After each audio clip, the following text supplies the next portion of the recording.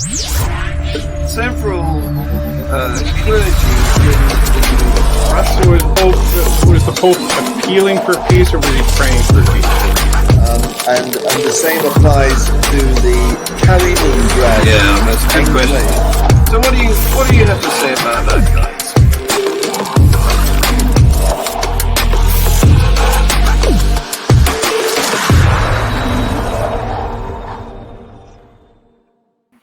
Welcome to our panel. I'll be hosting tonight. We have on my left Dr. Ty Wells in Mississippi in the USA. Then we have David Orenstein, anthropologist, who joined us last week from New York. We have Frank Lovell in the United States. And then we have Esther, the Afro Humanist from Massachusetts. I almost said Massachusetts. Can you believe that, Esther? Yeah. From Manchester. Welcome to tonight's episode of the Global Atheist News Review. Please forgive me for any mistakes that I make, but I'm looking forward because we do have a couple of interesting things on our lineup. So, ladies and gentlemen, let's begin with Russians shelled the largest wooden church in Ukraine. Mm-hmm. Who's going to go first? No respect. The Russians have no respect for what they name it.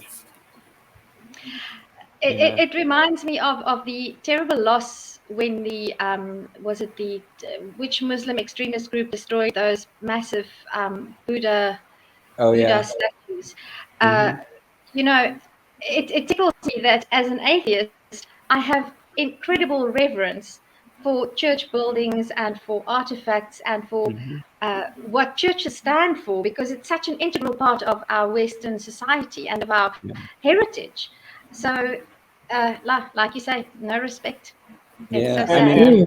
From an archaeological perspective, I mean, you're talking about destroying the material culture. You don't have to be religious to want to understand, that these buildings have historical significance.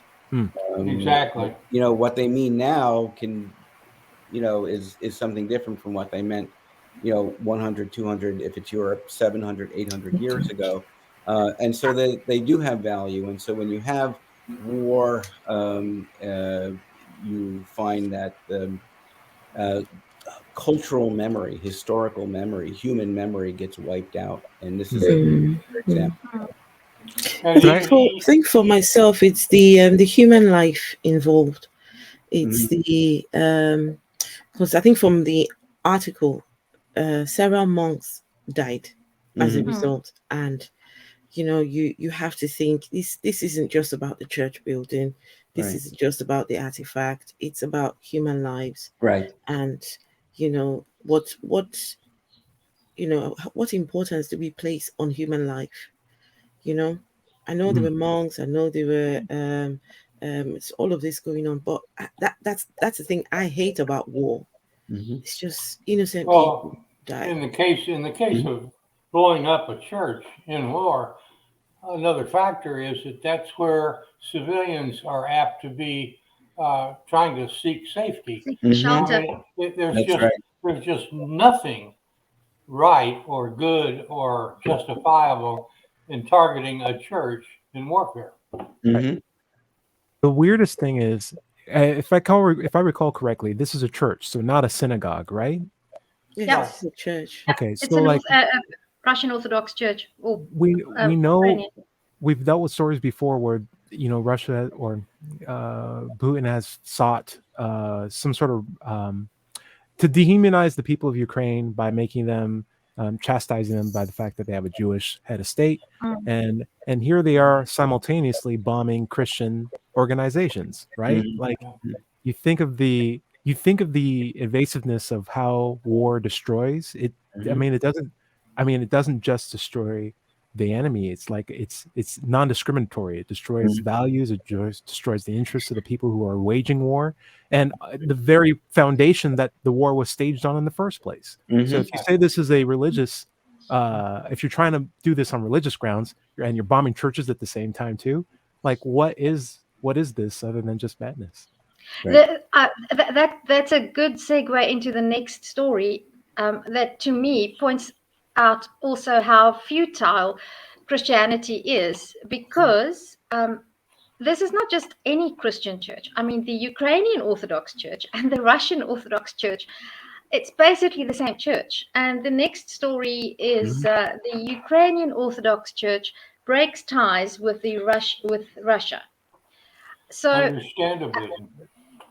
absolutely understandably, but what does this say about Christianity? If two branches of the same Christian church, I mean, we know that the Catholics were killed by Protestants and vice versa, but here you have two branches of the Russian Orthodox Church, and you have two branches of that same church. What does that say about Christianity as a force for good in the world? To me, that story, I mean, I can't, I'm actually surprised that they didn't break links sooner. But why? How is it that Christianity, that preaches love and redemption, can't even get two branches of the same church? I mean, they speak the same language, they have the same rituals, and now they're breaking ties with one another.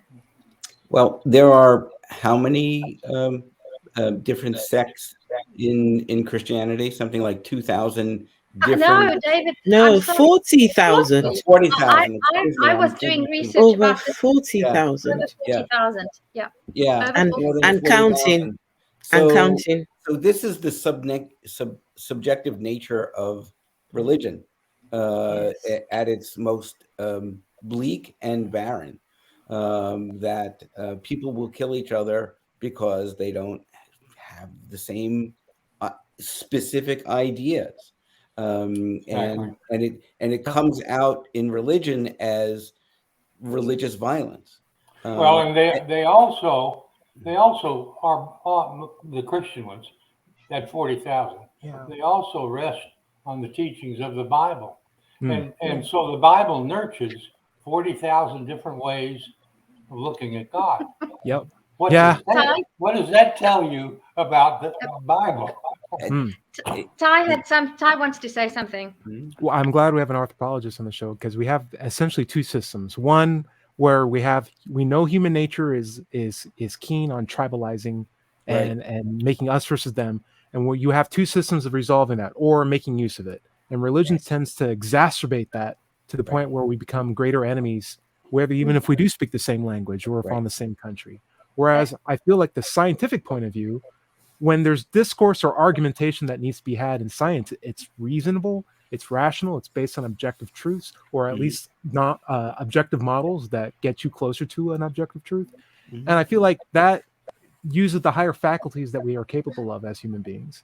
And it's, in my head, such a clear indication that maybe we should start to forego some of these older dogmatic points of view, this religious sense, and embrace our higher capabilities of reason and use that in critical thought. We are a very bifurcated species. We have the potential for incredible talents and abilities. I mean, we went from 1919, the first flight to Kitty Hawk, to in 57 years to the moon, to rockets. So think about that. In 50 years, we're able to do this because we allow our intellect to flourish. And for the young kids who are watching this, that is to the moon without internet. Right. Say that, you're like, literally. What? Before how did they find it? Right. There was no Google Maps. So so religion is clearly a very ancient way, right? The spirituality is a very ancient way of viewing the world, and it may have served a function 50, 60,000 years ago in our ability to grow and become more communal, but clearly we can fill that void with things that are much better now. Like, for instance, we have an Afro humanist here. I consider myself a humanist. We can do everything better without religion because we have so many alternatives to live a better, safer, cleaner life. Can Can I? Sorry, Esther, go ahead. Tersia, no, you started before me. No, please, you go ahead. I want to move on to the next story, but I want to hear what you have to say. Please go ahead. Oh no, I think I would be the fairly newest atheist on this panel, so I still have this I'd say, still think the Christian perspective, and you have to think that these two sects, well, these two versions, well, these two places decide to separate themselves from each other, but they still hold on to this God, right? They still hold on to the God belief. I feel like it's like, what's the point when your God just watches all of this happen and does nothing, and you would rather, I'd rather separate from you and just be off, and the problem still exists, and God does nothing about it. He does nothing to stop the war. He does nothing to help bring you all back together, and they think, okay, the best way to do it is, I'm not speaking to you anymore. Off I go. I'm off. Back with my God. You can. It's the same God. And go ahead, Ty. Small story. I was helping a guy find his wallet. He couldn't find it. He was panicking. I actually went to his place to help him look for it. I found it. It was in his couch. And I was like, "You checked your couch?" First thing he said was yes. I'm like, so we looked literally everywhere else in the house, but I said, I don't think he checked the couch. I checked the couch. There it was, plain as day. We were able to still have fun that day. Gave it to him, and he's like, "Oh, thank God." And I'm like, I came to your house. Thank God. I came to your house to find your stuff. You should and you thank God. You should God's the guy God's the guy who wrote the plan where you lose your wallet in the first place. Okay, I'm the one who went against his plan. And yes, but Ty, God used you. You was you were the implement in God's hands. You see, so God used you. The thing that Esther said, God is presented as the Father, the loving Father. So I'm a mere human mother, but if two of my children were destroying one another in a fight, I would never sit idly by and say, who's going to win the fight? Okay, you're going to do that. How which parent would do that? Right.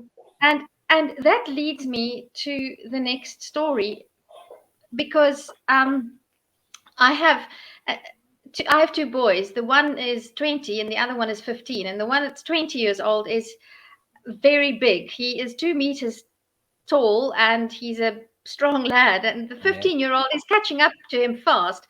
But I always cover, especially when they were younger, I used to always cover for the little one, because the older one did no bullying, but I mean, you know what kids are like. And so the God that Christians worship constantly, because this is not the first time that the story about church leaders pleading guilty, the story is that a church leader pleads guilty to sexually abusing 3 children in Mexico. Now, 3 is not a great deal compared to how often this happens.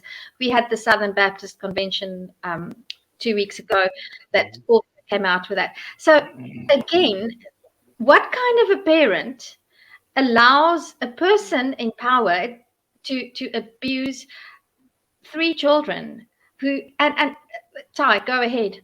An absent parent. An absent or a non-existent one. Yeah. Which are functionally the same thing. Right. Basically. That's correct. And I also want to tie this whole thing about sexual abuse into what David said about we have this ability to transcend our Darwinian instincts, I would like to call them. But that takes effort. And in the society that we have currently, it's difficult enough for all of us to be rational, to be sympathetic, to not give in to our baser instincts, because we can easily do that. But religion short wires those that ability, because of also the influence on sex, and sex is something hidden, and sex is something dangerous, mysterious and that you don't talk about. Or And I wondered, orders or values of people's worth in society. That's it. And I wonder to what extent the sexual abuse in churches, and I mean, this is Catholic Church, we've had the Southern Baptist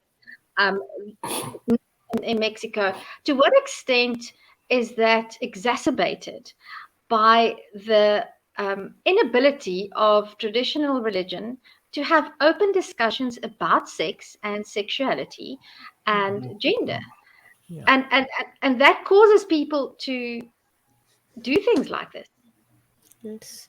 Well, you're also looking at the the masculinity of these religions. Yeah. The fact that it's rarely, if ever, the other way around, and it's always men, and that plays, I think, a huge role in the old boys network and cover up and denial, which goes on probably in business the same way, not necessarily with sexual abuse, but with other things in board meetings and stuff like that. But it becomes more violent the more insular it becomes. So the more it's just guys hanging out. Whether they're doing horrible things or just stealing your 401k.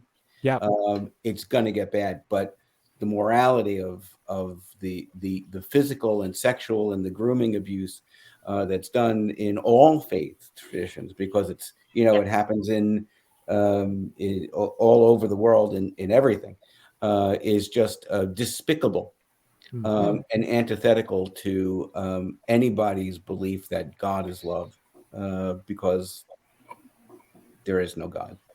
Can I also say here that the idea that everything happens for a reason, and that God is in everything, so He allows these things to happen because He has a greater plan. There's a reason why these things have happened to you, because God wants to. I've heard Christians say God wants to use you as a tool to help others going through the same thing what you have been through. I feel that that's very insensitive to think that way, because I remember someone telling about his story. God, he was, I think, in a store somewhere, and God told him to approach this lady, and go tell her, just tell her about herself, right? And he walks up to her and says, I've got a message. God says I should tell you. Were you ever molested as a child? Were you ever, and she started to cry, right? And he just assumed that it was God really, directing him to the right person. He felt like this is a real God thing.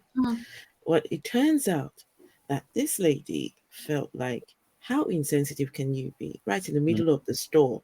I know. She had tried her hardest to try and get over the pain, get over the trauma, right?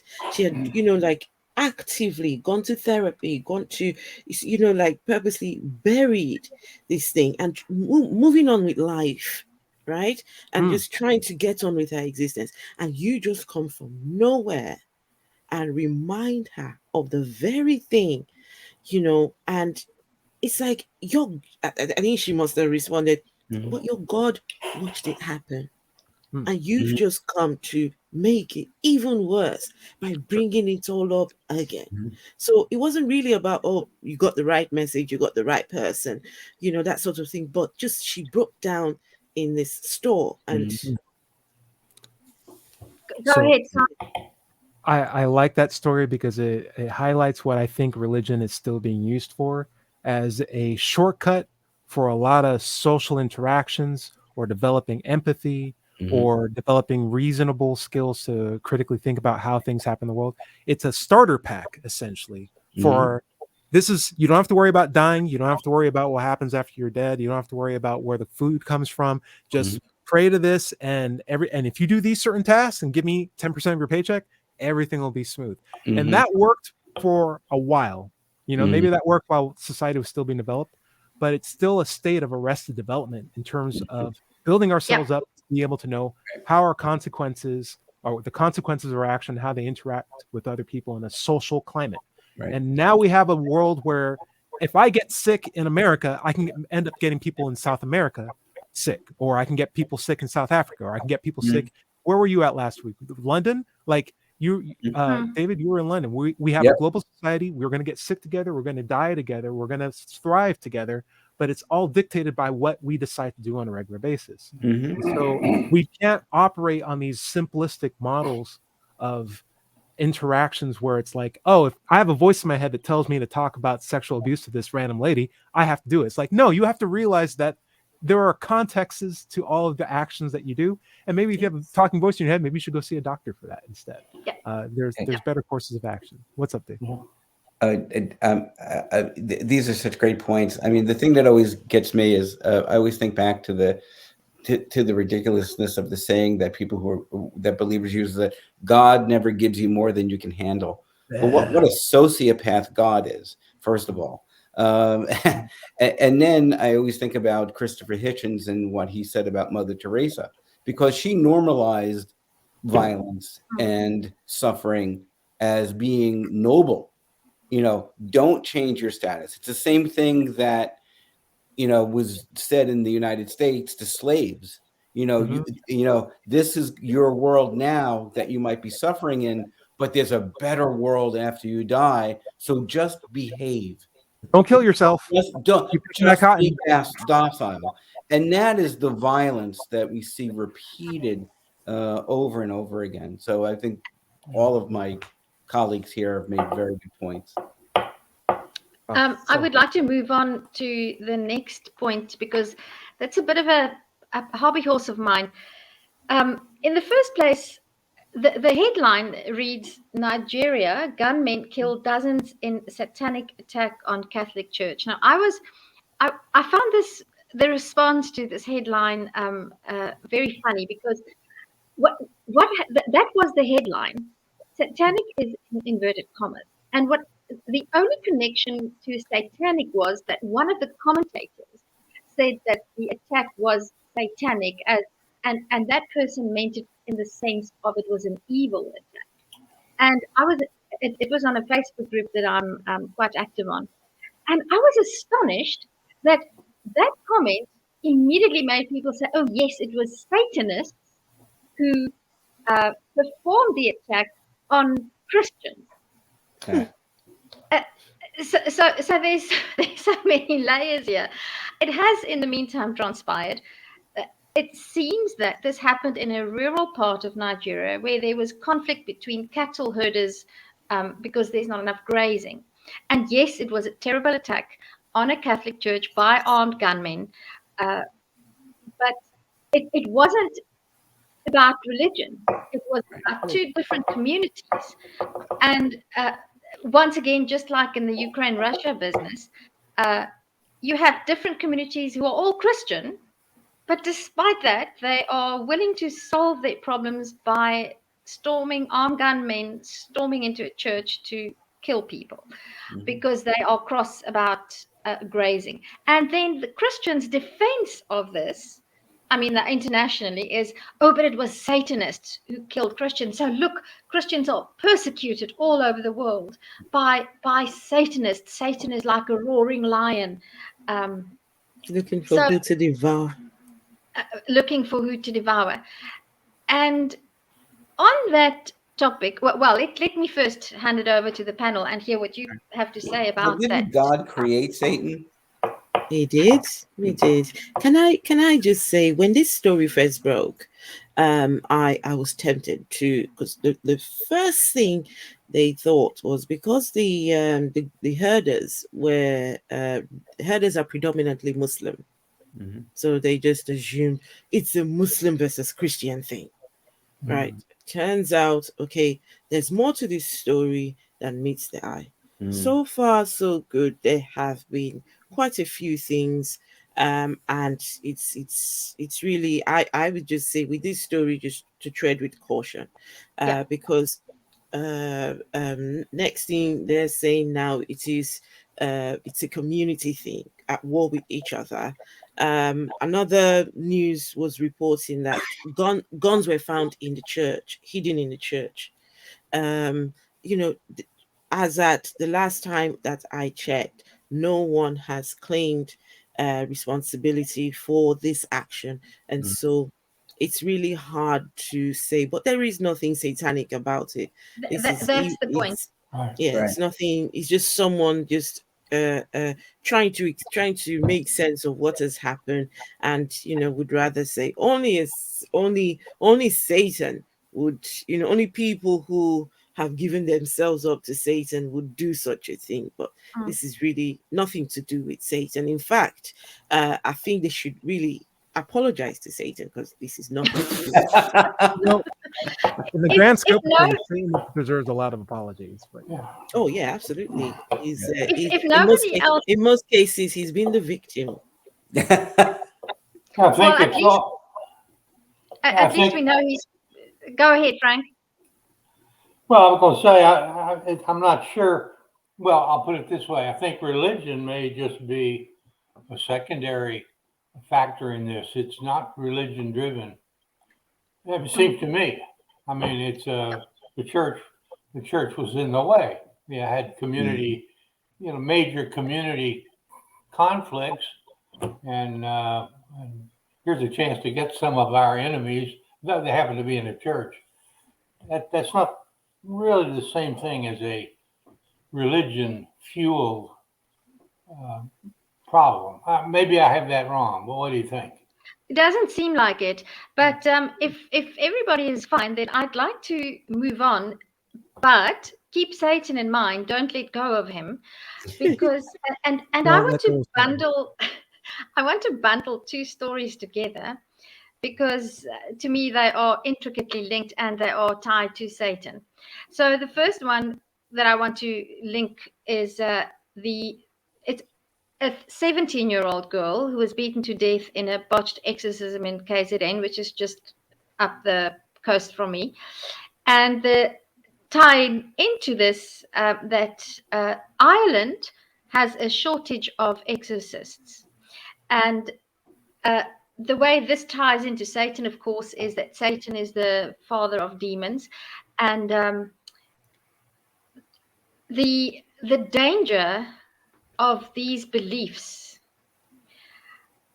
are just so incredible. The story, I sent the story about the girl in KZN to John, and it transpires that there were 5 girls who behaved strangely, and their parents sent them to this exorcist, where they were tied hand and foot and they were beaten, and eventually one of them died. At first the death was covered up, and then it was said that she committed suicide. But what struck me most about this, and once again, people's comments on Facebook on this Christian group that I'm, well, it's actually a mixed group, but they said, one of the people said that these are vile people who committed vile deeds. And I said, well, actually, Bolilang, a Sesotho gentleman who's also an atheist, said, no, it's not vile people. It's misguided, ignorant people committing the deeds of a vile book, because the book prescribes exorcisms. I mean, the disciples' faith was tested by their ability to drive out demons. And not only the pastor who eventually killed this girl, he's also a victim here, because what makes this case terrible is that if you look at video footage of the compound or the settlement where this happened, the hut where the girls were tied and beaten for days on end is meters away from the parents' homes. Did you also add that these girls were made to strip? Yeah, I imagine there was some sort of sexual abuse going on here. Yes. But the parents willingly handed over their daughters for this treatment. Yes. It's not as if these are the victims are, I mean, the dead girl is obviously the first victim, but her parents, the pastor, her friends, they all have to live with this. And in South Africa, we have regular school closures because of demon or demonic attacks in schools. Oh my. Wow. Yes, it happens regularly. And whenever people ask me, why do you fight with Christians? Because misguided beliefs have real world consequences. That's why. Right. Yeah. I mean, So, it's not only just even the idea of Christian belief. I mean, although, I mean, you could track this back hundreds of years to the Salem witch trials, you know. that's it. Yeah. In Africa, there are still, you know, I'm sure you all know Leo Igwe, Oh you yes. know, and his work, because of trying to stop people who are not necessarily Christians but believe in dark forces and demons, you know, from, you know, killing people because somebody has a hump in their back and therefore they're a demon or they're a witch or something like that. So it's as much about magical belief, of which religion plays a huge role in, as it is educating people that none of this is true. and that, you know, and that you might believe in demons, but there are no demons. You know, your culture may depend on you to accept demons for your own enculturation, but oh, good word. no demons. You know, it's and until we get to the point where we can rationally speak to the irrational about this, I think it's going to continue, whether it's organized faith, whether it's just spiritual beliefs.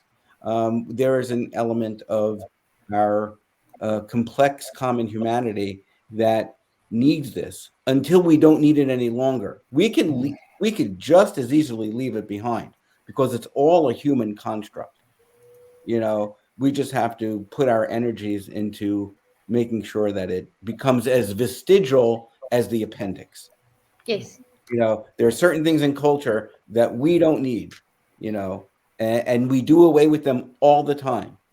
And we can just do the same thing with this spirituality and this religion as well. Yes. Is there anybody here who'd like to comment on Satanism? Because I have a bit of a problem with atheists calling them or joining the Church of Satan. I think it muddies the waters. So I'm just going to leave that here. And but that's something that we could perhaps have a discussion about. I do know that in the United States, Satanists have done good work, especially in keeping the state church separation. But I think we just need to do away with all magical creatures that have a so-called effect in reality. That's it's not. It's not that hard. It's not that hard. Life goes on after you've let go. Yeah. Well, sometimes I don't even feel comfortable saying I'm a Pastafarian, you know, a member of the Church of the Flying Spaghetti Monster, because I'm not sure everyone will understand. I jest, you know, so I don't want to be misunderstood. I generally don't. So I generally don't have a problem with it. I think there's enough different people that there's going to be a message or a group that speaks to every single person, and it's easy enough to muddle what atheism is in the first place. Like, it's just not believing in God, and look how crazy that's been muddled already, right? Good point. Intelligently so, right? By religious groups who don't want you to know what atheists are. But I figured the best way to know what an atheist is to know some atheists, not rely on pastors. And the same thing with Satanists. When you like hang out with Satanists and talk about what that means to them, then it's very clear what their intentions are, and it largely has very little to do with atheism in the first place. It's more of like rebelling against this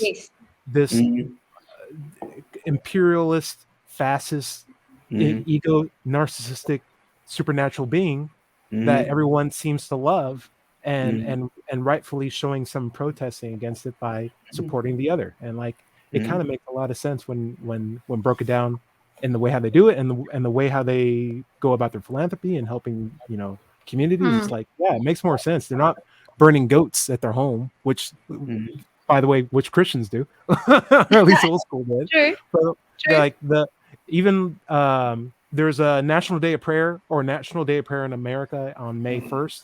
There's a Satanist-led national or secular week of social activity. And so they'll have like litter groups that go on highways and pick up trash. They'll do homeless shelter activities, and they'll do it all during the day when Christians are praying. They'll work for a week and actually help communities. Yeah. The Day of Reason. I like that. I love that. So if we go to India for a moment, before we move on to the United States, this time a mosque was set on fire. I think in the previous India event, it was a Hindu procession that was attacked by Muslims, and this time it's the other way around. It was a mosque set on fire. So India just continues to be in the news for all the wrong reasons. And we have the Hindus, Christians, Muslims, and they just like to set fire to things. And I don't know what to say about that anymore. I just wish they would listen to Mr. Gandhi, Crazy. who had a few good ideas about protesting.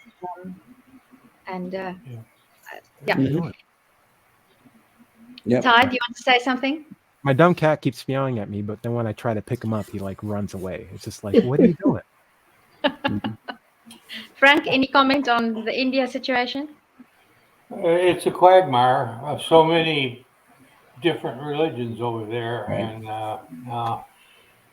I don't understand it. The caste system and the persistence of it, the cultural issues they have, none of that. I can't make any. I'm just grateful I don't live there. It's basic. You don't get. All right. I mean, I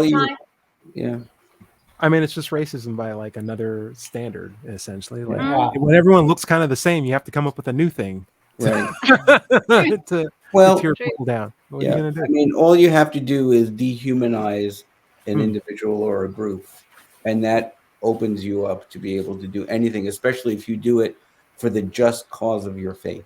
Exactly. Have you guys ever read Animal Farm? It's such a great book. The unfortunate thing is I read it maybe 3 times. The first 2 times I read it completely over my head. I thought I was just reading literally about animals.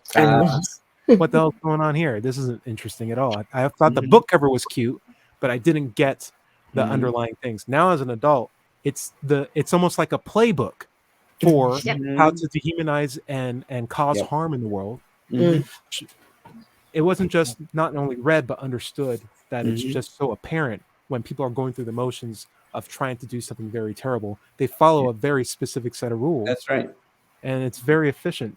And it doesn't have to be. So like racism, caste system, all that stuff, doesn't have to be the case that we dehumanize people in that way. That's what makes it such an atrocity, because it was an optional course of action. We could have done better. Good point. I want to move on to Ty and Frank. This is and David. This is in your neck of the woods.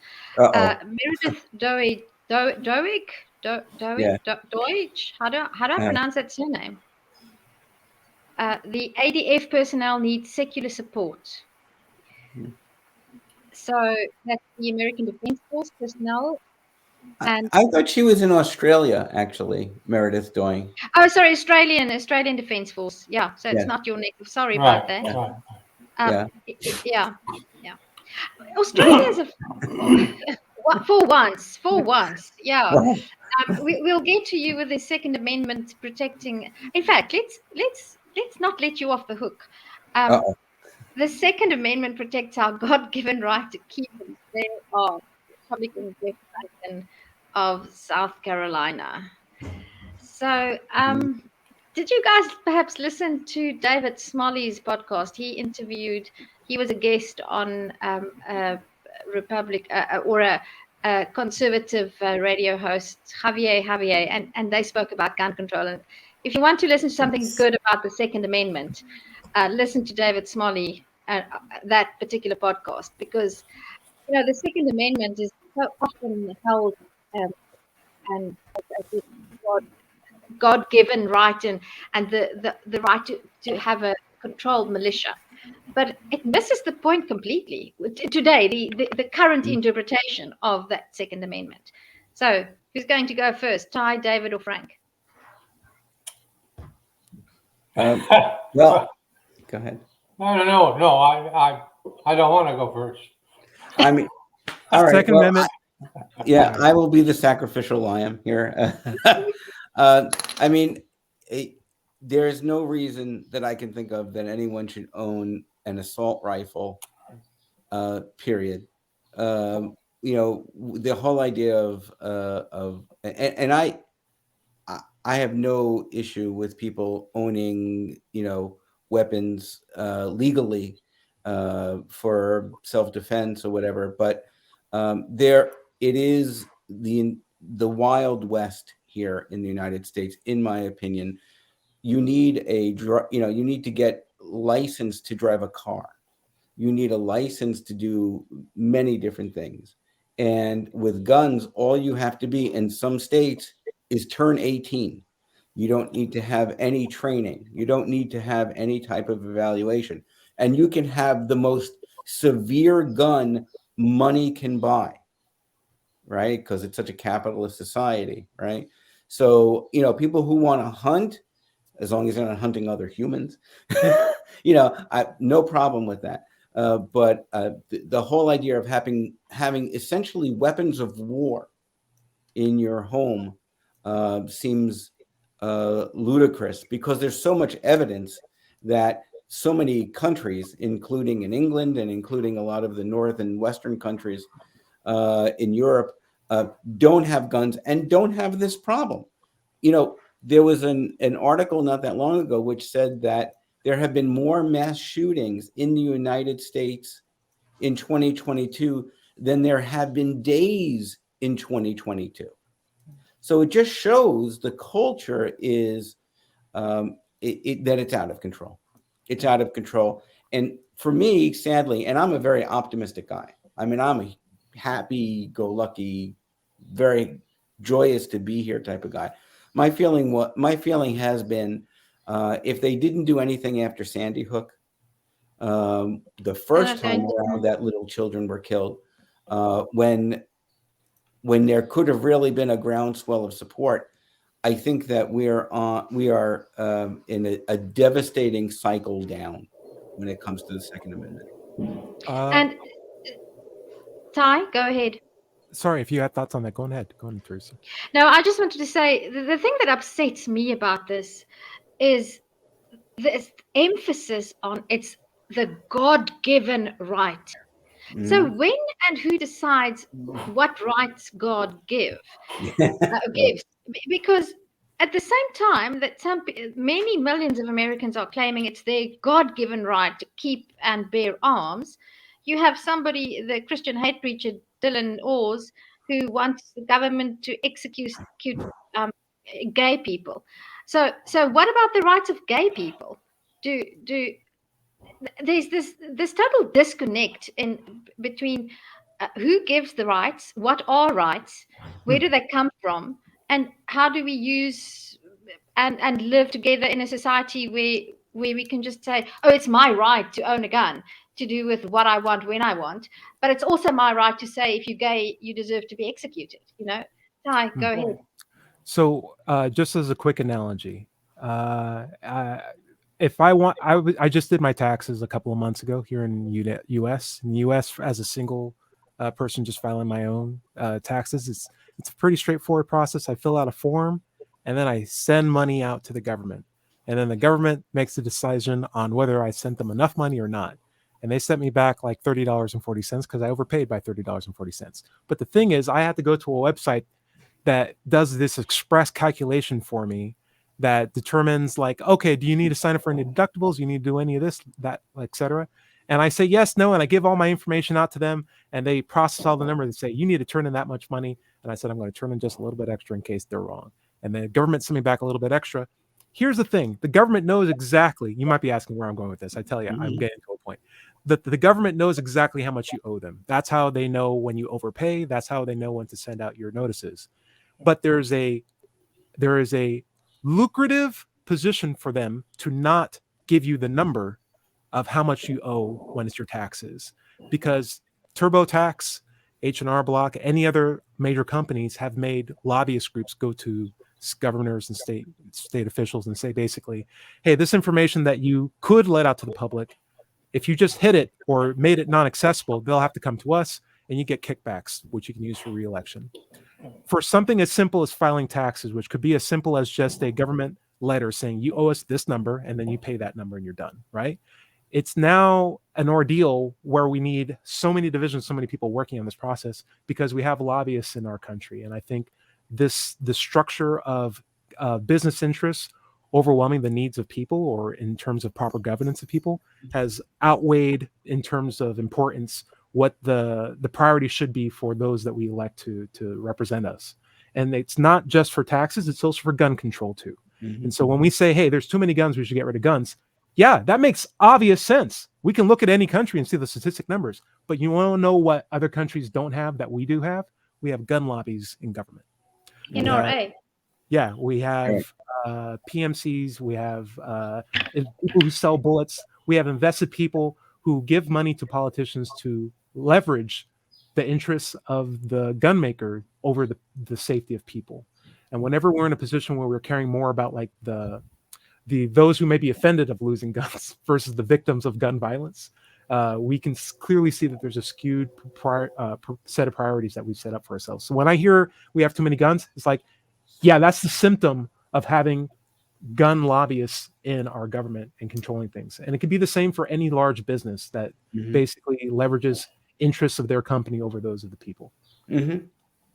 Yeah, but I do want to agree with David on no citizen has a need for a combat weapon unless they're going into combat for their country, in which case the government will provide them that weapon. Right. You know, there's just absolutely no justification. And yet there are citizens who own multiple combat weapons even. Right. I mean, I don't get it. Now, I'm a gun buff, and I own like maybe 4 guns. 3 of them are not even center fire weapons. None of them. I mean, it's just ludicrous. And yet I'm surrounded by people who just feel like, man, I'm not going to make it through the day if I don't own an AR-15. I know people like this. And I don't understand them, and I chat with them. I say, explain it to me. And they can't. Right. And once again, religion is misused by the people in power and the people that make money, because now the focus is, it's not about the NRA, it's not about people selling and making ammunition and guns. It's your God-given right. And the moment you say that, you've convinced half a population that they are being attacked because of now it's not only their right to bear arms that's being attacked, it's their belief. And that's so dangerous. I don't know, misconstruing, but I think that's a tool that they're using. People say that, but we know that there are no God-given rights. There is no God-given rights. But I think what people mean, and I will sometimes say, look, I believe I have a right to effectively defend myself. And here's why I say that. It doesn't have anything to do with God. If a right to life is a fundamental, individual, basic right, surely the right to effective self-defense is number 2 in rights you have.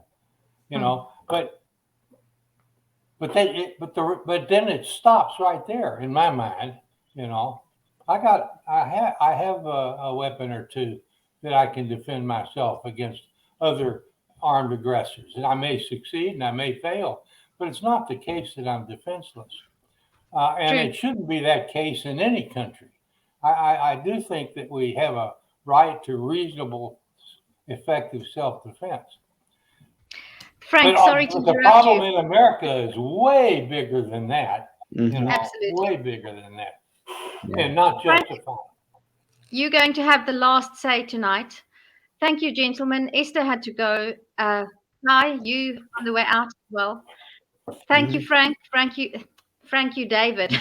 Frank, you. Thank you, David. Hey. What type of a slip was that? It was lovely to see you guys again. Thank you. I hope we can make people think. That's my goal. David, Ty, go well. And stay out of harm's way, please. Hamburgashe. Thank you. All right. Thank you. Be well. Buy a donkey. Several clergy in Russia. Was the Pope appealing for peace, or was he praying for peace? And the same applies to the Kaliningrad. Yeah, that's a good question. So what do you have to say about that guy?